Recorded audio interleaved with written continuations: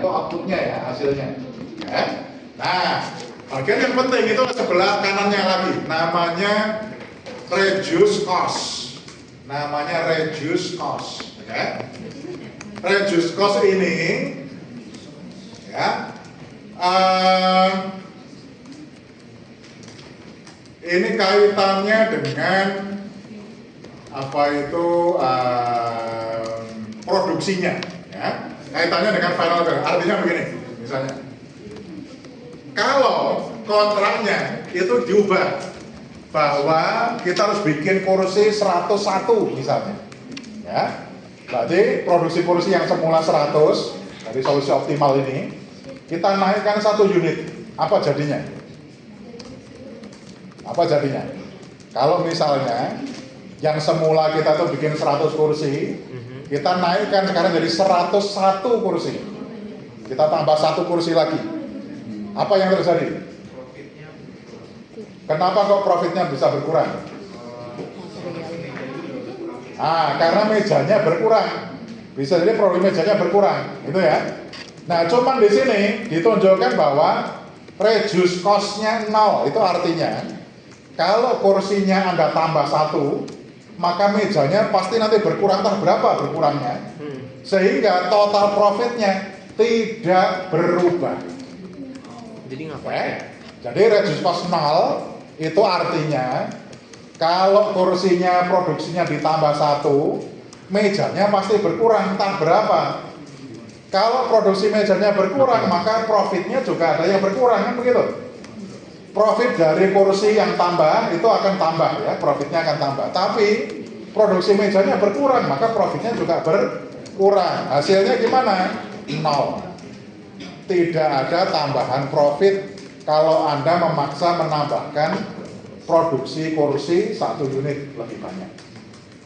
Oke, gitu ya. Nah,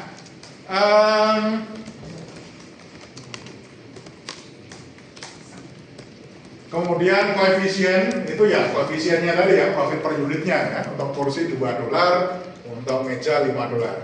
Nah, yang paling kanan ini penting ini. Ada namanya allowable increase dan allowable decrease. Ini bukan berarti Anda boleh menambah atau mengurangi sebanyak itu. Tapi ini maknanya adalah reduce cost sebesar 0 itu tadi, itu hanya berlaku jika Anda mengurangi atau menambah di dalam range itu. Ya, kalau menambah itu 0,85. Jadi nggak benar kalau tambah 1, maka profitnya nggak berubah. Jadi kalau Anda memproduksi kursi 1 unit, itu profitnya pasti akan berubah. Cuman berubahnya berapa saya nggak tahu. Ya, karena 0, reduce cost sebesar 0 itu hanya berlaku ketika Anda tambah kursinya sebanyak 0,85. Nah, kalau Anda tambah 1 kan udah di atas itu, ya kan? Jadi kalau Anda memproduksinya 1, ya nanti nilainya akan berubah tuh profitnya. Entah berapa saya nggak ngerti. Entah berubahnya turun apa naik saya nggak ngerti. Kalau mau tahu ya nanti dicoba.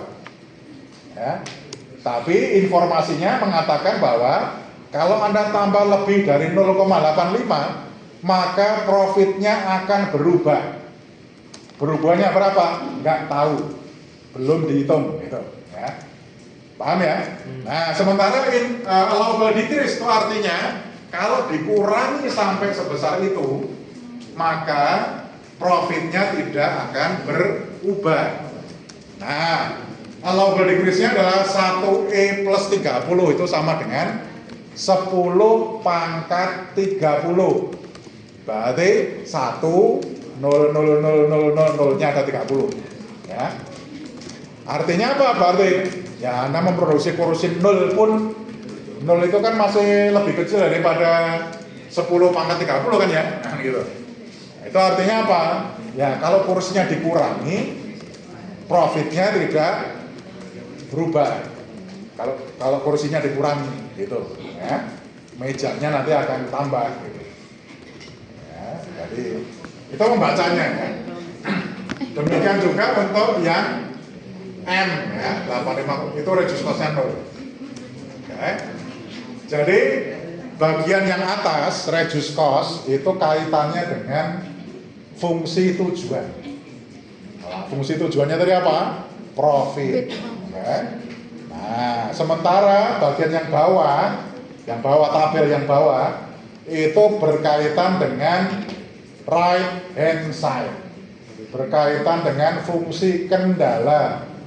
Kaitannya dengan menambah atau mengurangi right hand side-nya, dampaknya ke fungsi tujuan apa, gitu, yang bawah. Jadi kita artikan, misalnya, kita artikan.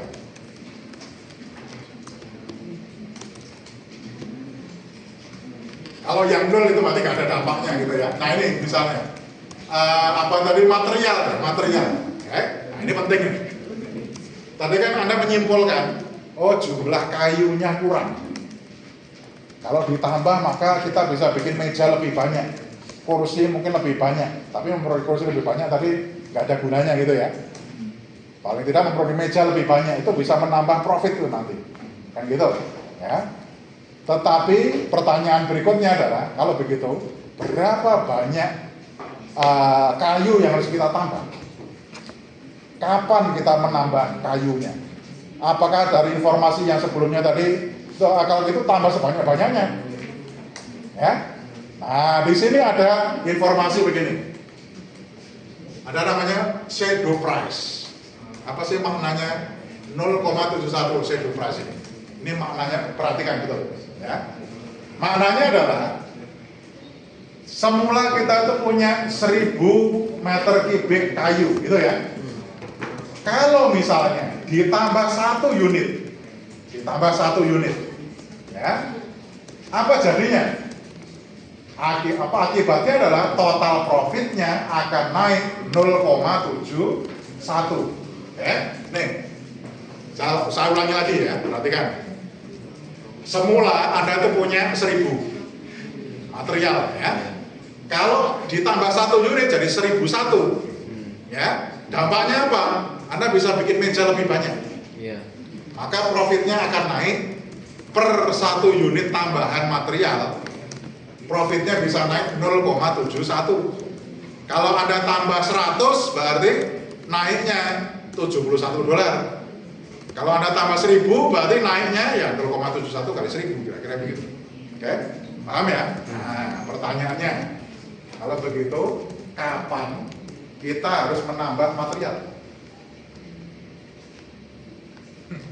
Gitu. Apakah berarti ditambah sebanyak-banyaknya? Enggak juga. Enggak. Terus gimana? Kapan Anda akan menambah material? Jika apa? Sampai working hours-nya penuh. Working hours-nya kan masih berlebih tadi. Nggak masalah itu working hours. Anda nggak perlu ngeluarin biaya, working hours-nya masih tersedia kok. Nggak perlu nambah orang. Pertanyaan saya itu kapan, pada situasi seperti apa Anda perlu menambah material? Ini positif nih shadow price-nya 0,71. Apakah berarti ditambah sebanyak-banyaknya? Pertanyaan itu. Kalau negatif kalau negatif tadi apa artinya? Kalau positif itu artinya kalau material yang ditambah 1, saya ulangi lagi ya. Kalau material semula 1000 ditambah 1 jadi 1001. Dampaknya apa? Profitnya naik 0,71. Karena positif ya naik 0,71 berarti. Oke. Jadi perlukah kita menambah material? Itu pertanyaan saya. Kalau ditambah, profitnya naik. Setiap 1 unit tambahan material, profitnya naik 0,71. Iya. Dalam dolar ya, 0,71 dolar. Iya. Kalau Anda tambah 10, naiknya berarti profitnya naiknya 7,1 dolar. Iya. Kalau Anda tambah 100, materialnya 71. profitnya naik 71 dolar. Iya. Pertanyaan saya, perlukah kita menambah material? Perlu. Berapa? Banyak-banyaknya? Sampai itu maksimal allowable increase ya Pak. 2.900. Itu sekali lagi allowable increase dan decrease itu maknanya nilai dari apa itu shadow price ataupun reduced cost itu ya, itu hanya segitu berlaku, itu nggak berubah kalau Anda tambah atau Anda kurangi sebanyak itu. Jadi bukan berarti bahwa Anda boleh menambah hanya boleh maksimum sebesar itu, nggak, bukan itu artinya. Itu artinya nilai shadow price-nya akan tetap sama seperti itu kalau Anda tambah atau Anda kurangi dalam rentang allowable increase dan decrease-nya. Gitu. Kalau misalkan ningkatin jadi 3.000, Pak, shadow price-nya bakal naik atau turun? Kalau oh ini ya, misalnya ditambah lebih dari ini, tambah 3.000. Saya bisa bilang ini akan berubah. Saya nggak tahu nanti akan naik apa akan turun. Kalau mau tahu ya dicoba. Ya kan begitu. Ya. Nanti saya kasih tahu gimana cara mencobanya. Ya, cara mencobanya ya Anda paksa memproduksi sebanyak apa, Anda bikin materialnya tambah sebesar misalnya 3.000. Lihat lagi sensitivity reportnya yang baru, pasti nanti nilainya akan berubah. Gitu. Ya. Itu jawabannya. Kalau mau nyoba ya coba aja ubah right hand side-nya gitu ya. Tambah 3.000 gitu. Hitung lagi sensitivity reportnya. Gitu ya. Oke, kembali ke pertanyaan saya, ini gampang ini. Ini kalau tanya sama pedagang di pasar itu malah mungkin bisa jawab. Ya. Saya ulangi lagi ya. Kalau materialnya ditambah 1, Iya, material. profitnya naik 0,71 Iya. dolar. Pertanyaannya, kapan kita menambah material kalau gitu? Kalau biaya untuk nambah materialnya di bawah shadow price. Nah, biaya itu berarti apa sih? Kos. Itu kan cuma terjemahan. Apa itu? Biaya itu apanya sih?